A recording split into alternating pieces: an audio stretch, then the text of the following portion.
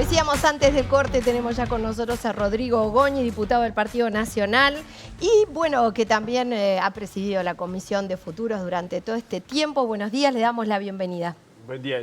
Yo soy de los veteranos, porque decían que habían principiantes, diputados principiantes y de los veteranos. Yo ya tengo claro a cuál categoría pertenece. Podemos decir senior.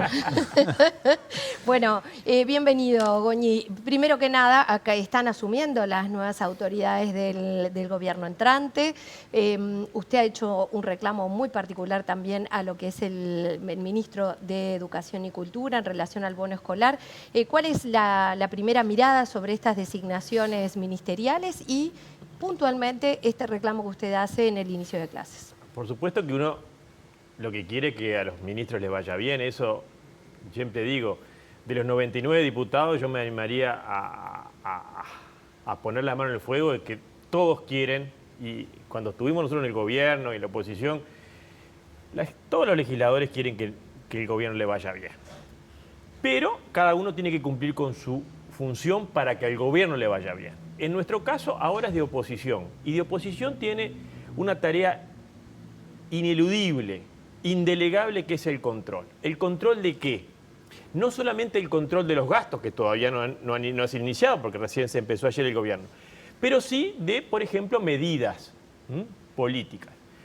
Ayer, por ejemplo, las autoridades de la educación anunciaban de que iban a posponer el pago de los bonos escolares.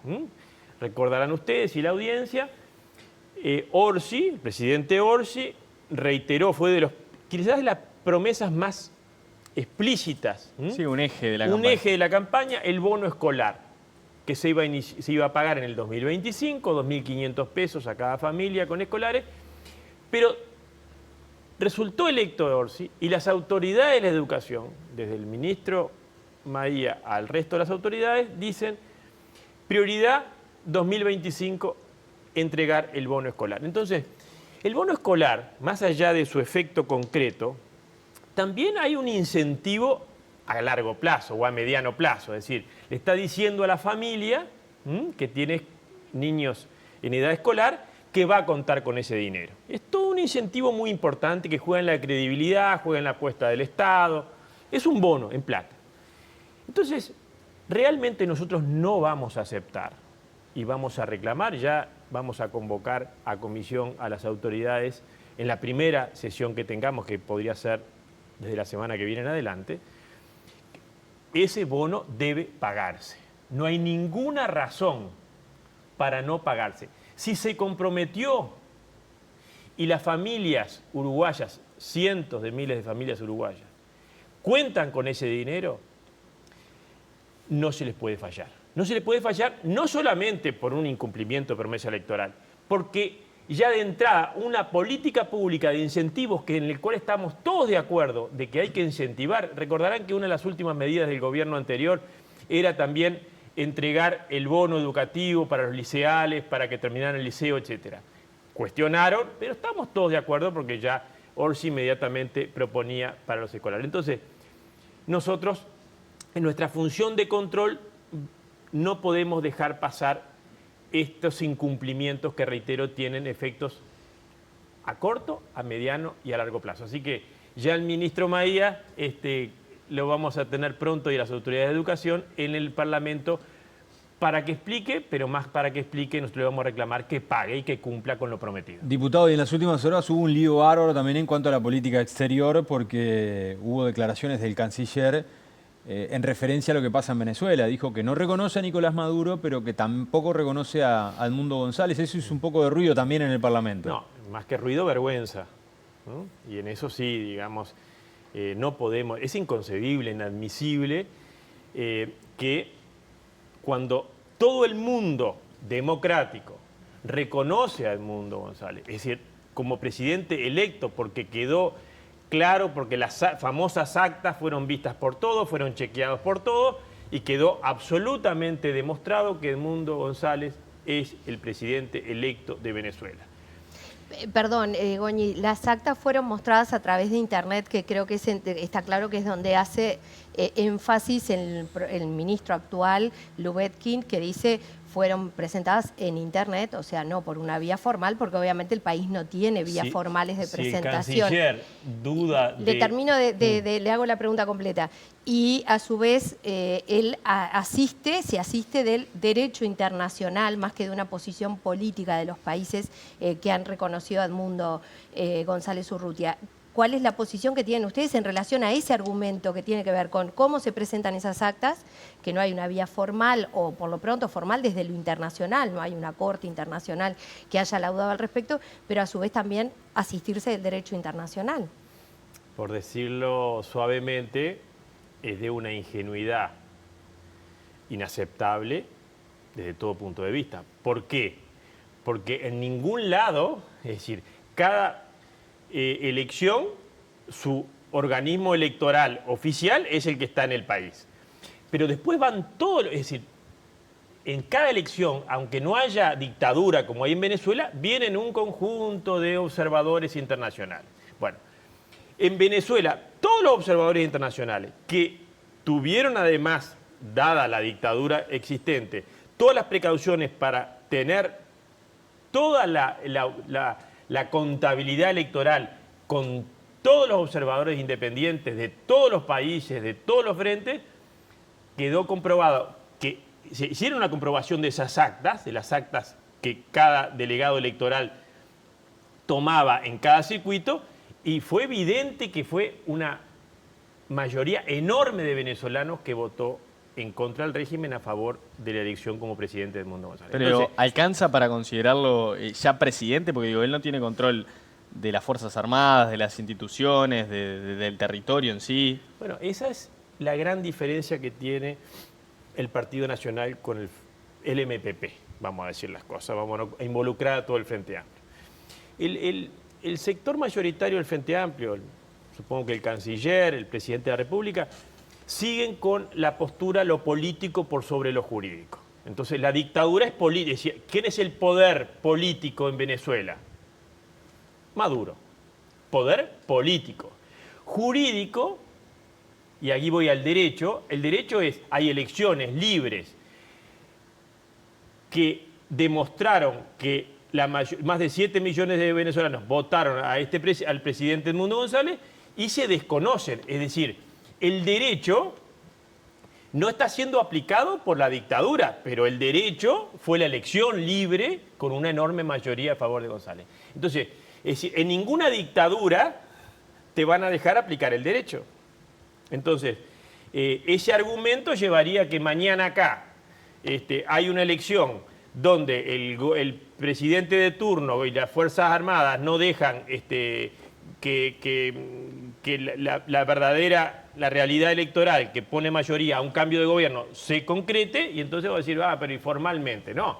Es decir, la elección libre lleva un resultado. Fue comprobado ¿por qué? Por los medios que tiene el mundo hoy para comprobar cuando, sobre todo del otro lado de la dictadura. Entonces, realmente es una vergüenza para el Uruguay, nos deja muy mal parados, pero mucho más que eso, es un daño, una herida a los millones de venezolanos que se han mostrado decepcionados. Uno ve en las redes un dolor de ver que el Uruguay, que hasta ahora tenía una posición democrática, bueno, reconoce a un dictador que por la vía de los hechos sigue en el poder, bueno, ahora, en diputado, las mismas condiciones que el otro. Para cerrar este tema, muchos uruguayos pueden decir, otra vez la pelota a la casa del vecino, otra vez discutiendo esto. Pero, ¿No hay cosas no hay cosas más importantes en el país que resolver? Miguel, ojalá no tuviéramos que discutir este ratito nosotros ni nadie. Lo que pasa es que el canciller y el gobierno electo, el gobierno en funciones ahora, comete una barbaridad. Bueno, igual el primer canciller del gobierno anterior, o sea, Ernesto Talvi, había señalado que no correspondía calificar a Venezuela como dictadura, por lo menos en términos, pensando en los términos diplomáticos, Diego, ¿no? si hay un presidente de la República que le dijo dictador, dictador, dictadura, dictadura, fue Lacalle Pou, en todos los organismos internacionales, no por redes, no por Twitter, sino en los organismos internacionales. Entonces, el gobierno fue absolutamente claro. El gobierno, el presidente de la República. Bueno, capaz que, está bien lo que tú decís, Orsi desautoriza, ojalá desautorizara al canciller. Orsi fue claro en decir que era una dictadura. Dijo antes que hiciera una dictadura. El canciller, por eso estas contradicciones Bueno, que el empiezan a canciller no aparecer. dice que no es una dictadura, no lo reconoce como presidente, de hecho. Es la meme Jose.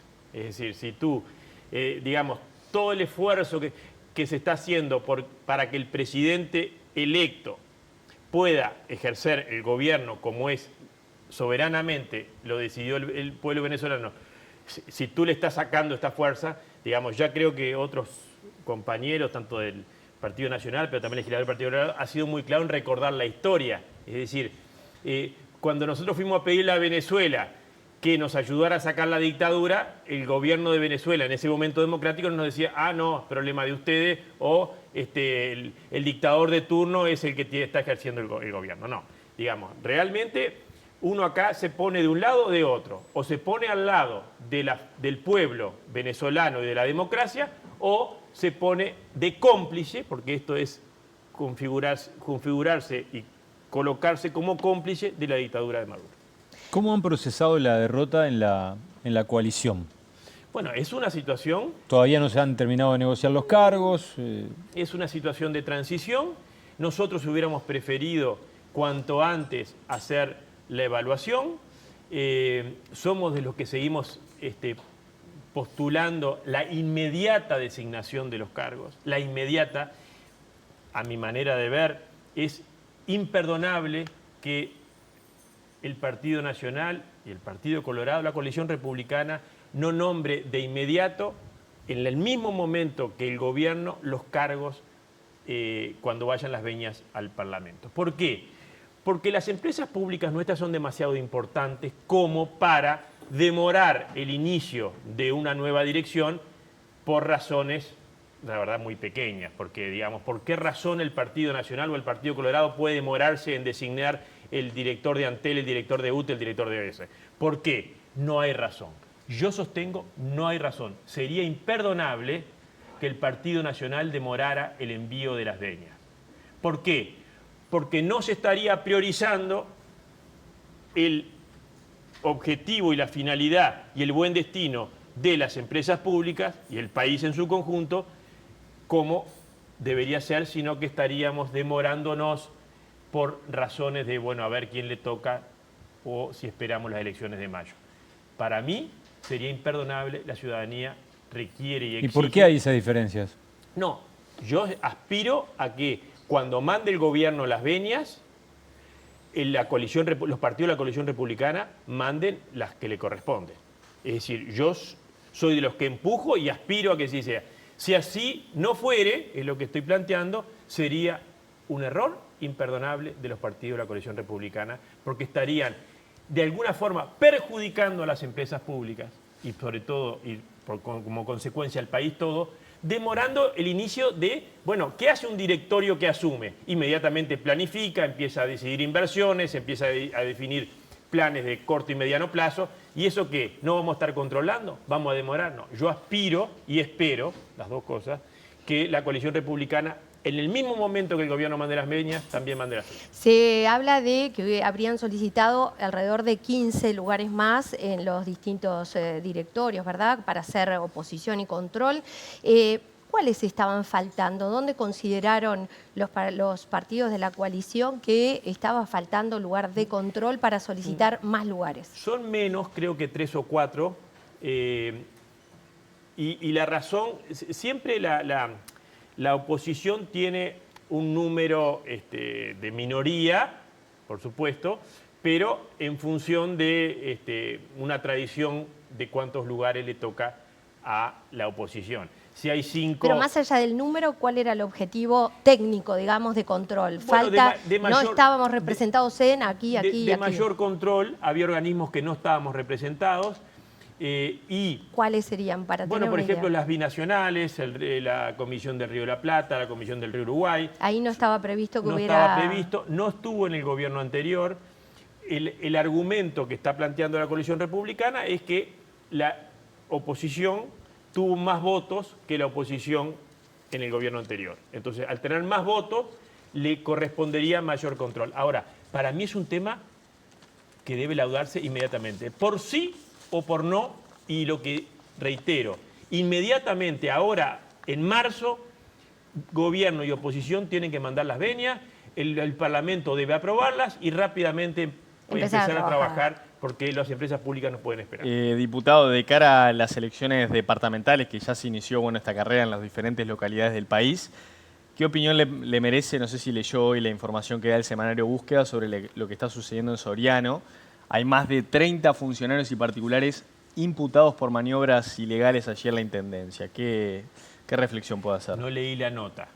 En cuestiones de ética, yo he hecho de la causa ética, de la ética pública, quizás mi principal bandera. He propuesto una y otra vez comisiones de ética para que controlen todo desvío en el Parlamento, en el Partido Nacional y, por supuesto, cada vez que han venido al Parlamento o al directorio situaciones de desvío con las pruebas correspondientes, yo siempre estoy del lado de juzgar de la forma más severa posible. Los hice en Artigas y en otros casos que vinieron al Parlamento anteriormente de lugares departamentales. Así que si en este caso, que no conozco, hay desvíos, yo voy a estar del mismo lugar. Bien, y lo otro que le quería consultar, no sé si escuchó las recientes declaraciones de la ex candidata a vicepresidenta por el Partido Nacional, Valeria Ripoll.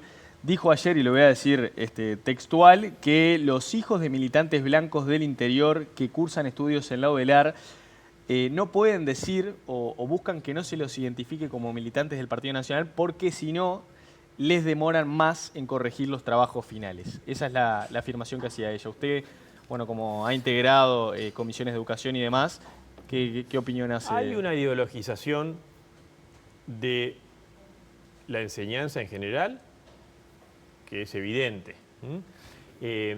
Y eso muchas veces lleva a excesos y a cancelaciones, como se dice actualmente, y a miopías en decisiones que se toman en los organismos de educación. Casos como ese no conozco. Ahora, que como tendencia que ha estado lamentablemente priorizándose en la educación de ideologizar por encima de priorizar la educación, comparto plenamente. A ver, profundice un poquito más. ¿A qué se refiere con ideologizar? Ideologizar significa que uno priorice y prefiera que el sistema educativo sirva para impregnar en relación a determinadas doctrinas ideológicas marxistas. El Uruguay es de los pocos países del mundo que sigue con una educación donde la doctrina marxista sigue presentándose como una opción realmente para estos tiempos. Bueno, eso solamente se entiende desde una postura y una acción que prioriza la ideología, en este caso marxista, que educar a los niños, a los adolescentes y a los jóvenes de hoy para un mundo donde la ideología marxista no tiene ningún lugar. Bien, diputado, antes de que se vaya quiero hablar de la interna del Partido Nacional. ¿Quién debería ser el presidente del directorio para usted? Para nosotros Javier García. Javier García tiene una trayectoria impecable. ¿Por qué no Álvaro Delgado? Bueno, Álvaro Delgado fue el candidato, nosotros fuimos los primeros, nuestra Alianza País, que fue el sector mayoritario dentro del Partido Nacional en las últimas elecciones, el que tuvo más votos de los nacionalistas, fue el primero en apoyar a Álvaro Delgado. Entendíamos que era la persona indicada para ser el candidato del Partido Nacional. Ahora, para el directorio en este tiempo que viene, nosotros entendemos y estamos convencidos que la mejor opción es Javier García, por su trayectoria, por los votos y porque entendemos mejor puede representar un estilo de oposición que hoy se necesita en cuanto a una mayor firmeza en la oposición. Javier es un político muy claro, de confrontar cuando entiende que las cosas están mal, y creo que en este momento representaría mejor a la ciudadanía nacionalista en ese cargo. ¿Y qué papel debería ocupar exactamente? Le pregunto esto porque, por ejemplo, hace un par de horas atrás conversábamos con Fernando Pereira. Él es muy responsable en la victoria del Frente Amplio, salió a recorrer el país, tuvo esa cercanía con la gente. Él habla de escuchar a ciertos sectores de la sociedad. ¿Qué papel debería jugar el presidente del directorio del Partido Nacional? Liderar la oposición del partido, digamos, el rol principal del Partido Nacional es de oposición, por mandato constitucional y por mandato democrático y por mandato de la ciudadanía. Pero además hay que trabajar en la construcción del Partido Nacional para el tiempo actual y sobre todo el que viene. Y ahí Javier está trabajando en muchas ideas, tiene muchos planes, muchos proyectos para desarrollar que creemos que se adecúan y además le vienen muy bien al Partido Nacional. Javier se ha preparado toda su vida.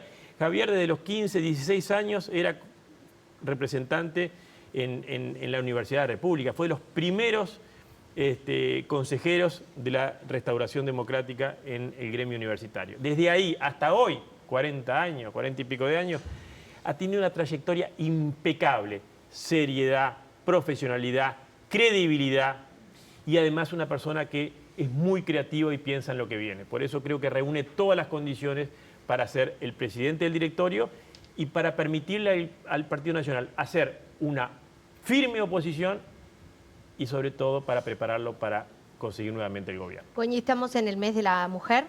Se celebra ahora en unos días el Día en particular de la Mujer, pero estamos celebrando de alguna forma logros que ha habido a lo largo de la historia, ¿verdad? Por parte de las mujeres que representan incluso más que la mitad de la población. ¿Cuáles son las iniciativas que usted cree que va a impulsar o que va a apoyar en torno a mejorar los derechos de las mujeres y cuáles cree que son los debe que se tienen hoy en día en nuestro país en relación a temas vinculados justamente a la mujer? La maternidad. Ayer presentamos un proyecto nuevamente, de declarar el 25 de marzo, los próximos días va a haber una movilización en Uruguay, pero en el mundo entero, para esa situación, esa realidad tan linda de la gestación. Que por supuesto están los derechos del niño en gestación, pero también están los derechos de la mamá que está gestando. Y la protección de la maternidad, hay muchísimo que resta por hacer. Nosotros hemos presentado proyectos, vamos a seguir insistiendo, porque mucho se habla de, bueno, la baja natalidad. Entonces, ¿qué decimos nosotros? Bueno, hay una cantidad de mamás que quieren tener más hijos, más niños, pero la situación económica no se lo permite. Entonces, bueno, dejemos de hablar de favorecer la maternidad, de proteger a las mamás en gestación y pongámosle recursos. No se dan, como en otros países, no se dan los recursos que la mamá necesita para poder desarrollar a pleno su maternidad en ese tiempo de gestación, pero a lo largo, por supuesto, de la crianza.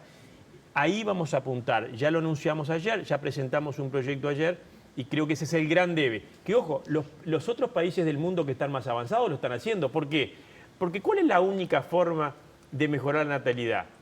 Aquellas mamá y papá que quieren tener más niños, pero no lo hacen, no lo concretan por situaciones económicas, bueno, démosle los recursos para que puedan desarrollar su maternidad y paternidad. De alguna forma, lo que nos está diciendo también es que le parece que el gran debe en temas de género, de mujer en particular, es su rol de madre. Sí, su rol de madre. Y esa sería la prioridad para ustedes. Rol de madre, ¿por qué? Pero en todas sus dimensiones, porque también la maternidad y trabajo, compatibilizar la maternidad y el trabajo, todavía tenemos un gran debe. ¿Por qué? Porque hoy hay que darle otra cantidad de facilidades a la mujer que quiere ser madre, pero no se la puede perjudicar en el trabajo, no se la puede perjudicar en su estudio, y eso hoy sigue pasando, están todos los estudios demostrados. Entonces, el gran paso que hay que dar, y reitero, otros países no han dado, es si realmente la mujer que tiene en su rol maternal una buena parte de su desarrollo personal, no todo, buena parte, bueno, ayudemos a las mujeres que quieren desarrollar su maternidad a pleno, que lo puedan hacer y no tengan las limitantes que hoy tienen, no solamente a nivel económico, sino a nivel laboral y a nivel educativo. Perfecto. Diputado, muchísimas gracias por estos minutos, mucha suerte, la seguimos en cualquier momento. Muchas gracias.